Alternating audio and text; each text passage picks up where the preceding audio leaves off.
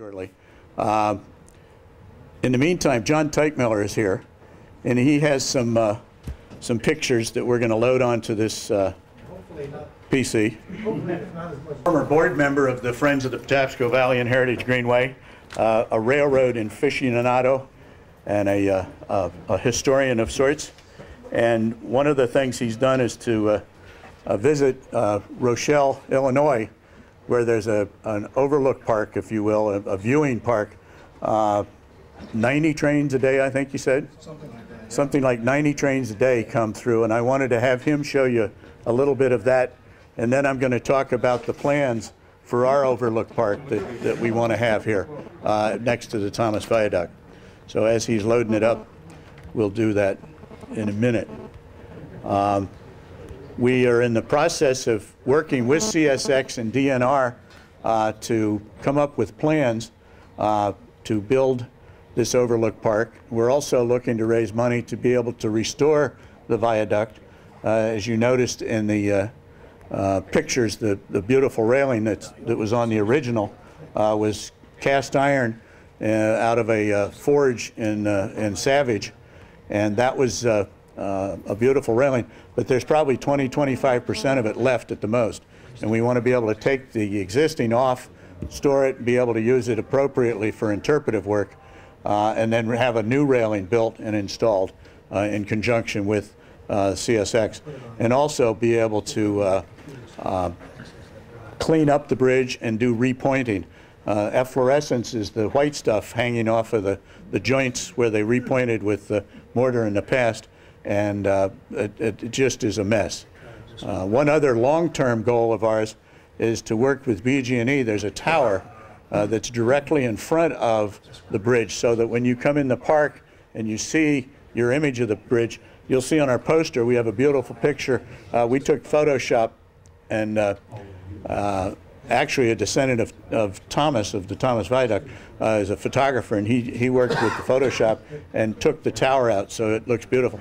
What we want to do is have it negotiated that when BG&E next time they do a refurbishing project, if they can just pick their tower up and move it a little bit.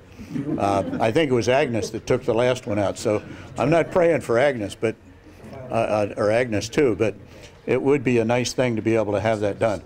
And another project that the Friends is working on is to work with DNR and see if we can't purchase that eyesore out front, the used car lot that's at the corner of Route 1 and South Street, South Avenue, whatever it is.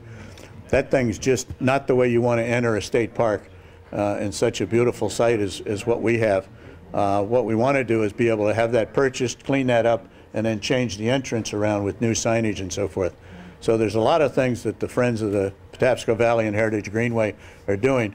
We've got a website. Your fallback position is to go to the website because the animation's on there. You have to be patient. Again, I said it was a mighty, powerful, if you will, video, in that there's lots of data. You have to download it, and then it'll play. We're ready. You're ready. With that, I will introduce John Teichmiller, who knows more about trains than anybody but Ed. So. Oh, Harry, that's right. Raise your hand, Ed. Harry. Raise your hand. Harry worked on building the bridge in 1833 and 1835, so he's got all that experience for us. Anyway, if you land in O'Hare and drive about an hour and a half, you'll hit Rochelle, Illinois. A little town of about 10,000 people. It's, as John said, there's about 80 or 90 trains a day on two railroads that go through Rochelle, and like the Thomas Viaduct, it's sort of an attractive nuisance for rail fans. And back in 1998, the town of Rochelle put together this Rochelle Railroad Park. That's an overall picture of it. Looks like something that you could probably go down to Home Depot and buy the components of. So next slide. All right, you've probably heard of Powder River coal, the coal that they mine out in Wyoming that run power plants. They actually use Powder River coal in the Baltimore area. I think the Riverside generating station uses Powder River coal. Brandon Shores gets their coal from Norfolk. But meanwhile, 3 miles away, they're dumping coal at Curtis Bay. They don't use that in Baltimore for some reason.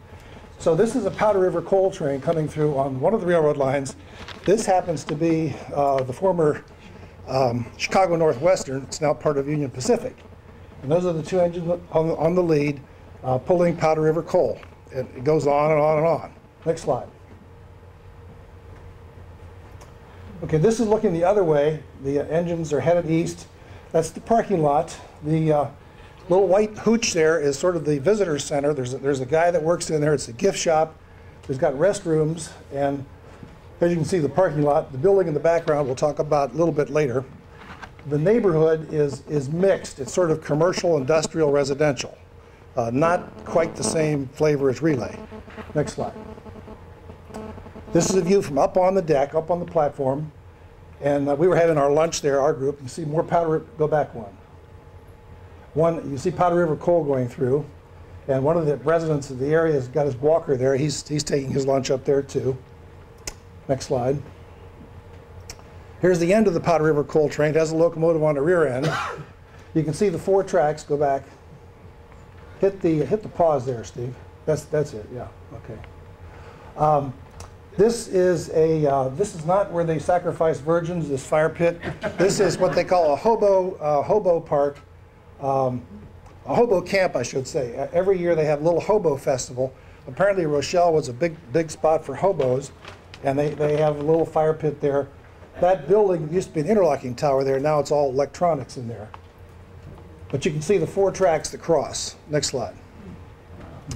There's a webcam on top of the roof. This happens to be headed west, and I don't remember if there was a webcam headed the other way, but I would imagine there is. And there's also a scanner off to the right there with a speaker that you can hear what's coming on the railroad control systems. Next slide.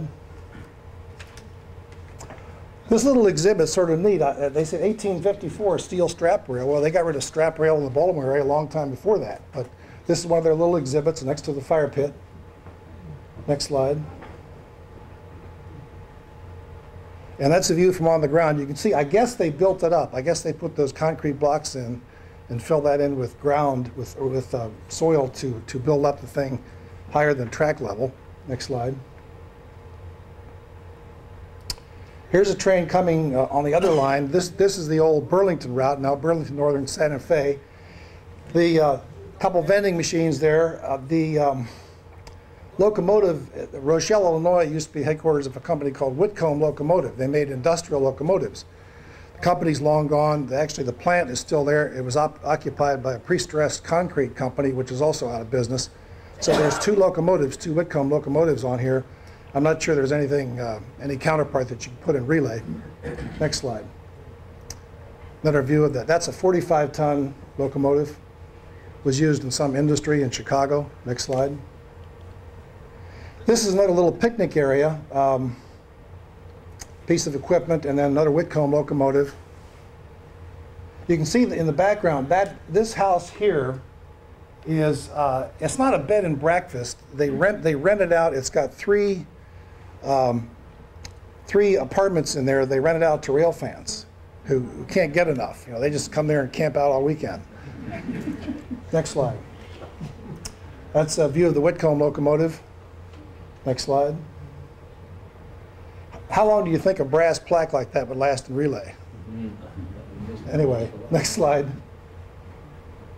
This guy is actually semi-famous. His name is John Jebko. And he was with our group, but he was eating lunch by himself. So you don't have to sit in the pavilion. You can sit on the stones and eat your lunch. The train going by on the grade crossing there. Next slide. The railroad park rules, bilingual. I'm not sure why the Spanish one is there.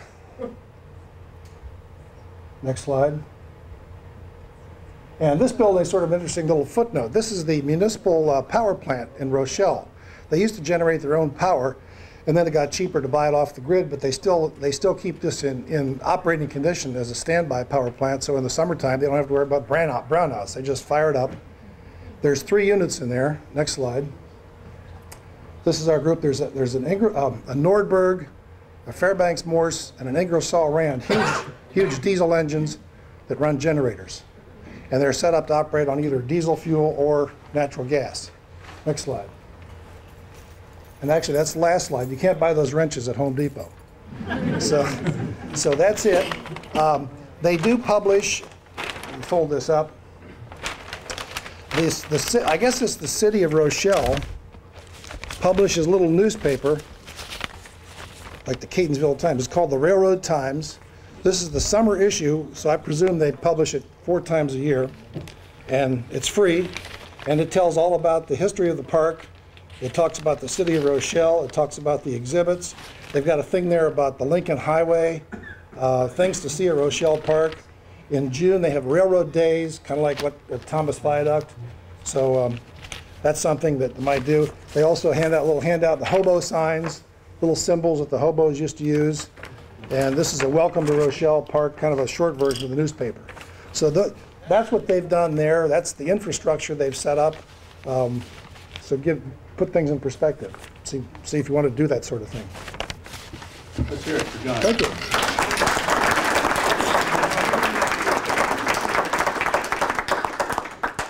Is it busy, John? When you were there? Is it busy? Well, our bus was there with about 30 people, but there were probably a dozen people there at the time. We were there around midday. So I don't know what it's like at night. I don't have any sense for what the traffic is really. This year they seem to meet at St. Dennis train station. That's right. Very popular. That's right. Very Yeah, popular. yeah.